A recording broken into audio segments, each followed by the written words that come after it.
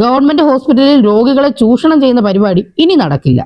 സർക്കാർ ആശുപത്രിയിൽ ചികിത്സയ്ക്കായി പോയിട്ട് ഡോക്ടർ പ്രിസ്ക്രൈബ് ചെയ്ത മരുന്ന് സ്റ്റോക്ക് ഇല്ലെന്ന് ഫാർമസിസ്റ്റ് പറഞ്ഞാൽ നിങ്ങൾ എന്താണ് ചെയ്യുന്നത്?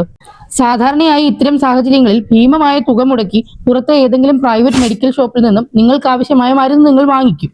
പലപ്പോഴും മരുന്നിന്റെ വില കേട്ട് ഞെട്ടി അത് വാങ്ങിക്കാൻ പോലും കഴിയാതെ നിന്നിട്ടും ഉണ്ടാകും.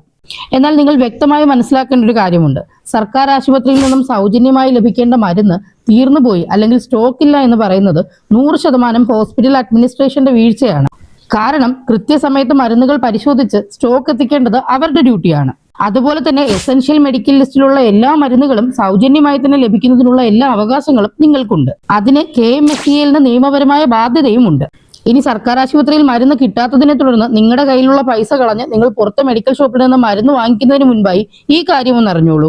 ഇതിന്റെ പൂർണ്ണമായ ഉത്തരവാദിത്വം മെഡിക്കൽ സൂപ്രണ്ടിനാണ്. അതുകൊണ്ട് ഈ മരുന്നുകളെല്ലാം ഫ്രീ ആയി തന്നെ നിങ്ങൾക്ക് ഹോസ്പിറ്റൽ മാനേജ്മെന്റ് കമ്മിറ്റി നൽകേണ്ടതുണ്ട്.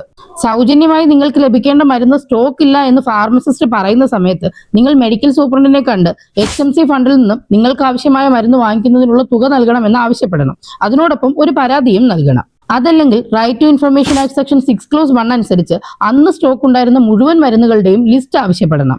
ഇതുമായി ബന്ധപ്പെട്ടുള്ള പരാതികൾ ഈ നമ്പറിൽ അറിയിക്കുകയും വേണം. ഗവൺമെന്റ് ഹോസ്പിറ്റലിൽ രോഗികളെ ചൂഷണം ചെയ്യുന്ന പരിപാടി ഇനി നടക്കില്ല. ഇത് ആരുടെയും ഔദാര്യമല്ല, നിങ്ങളുടെ അവകാശമാണ്. സർക്കാർ ആശുപത്രികൾ മാത്രം ഡിപ്പെൻഡ് ചെയ്യുന്ന ഒരുപാട് സാധാരണക്കാർക്ക് ഈ ഇൻഫർമേഷൻ ഉപകാരമായേക്കാം. വീഡിയോ ഷെയർ ചെയ്ത് ഇൻഫർമേഷൻ പരമാവധി ആവശ്യക്കാരിൽ എത്തിക്കൂ.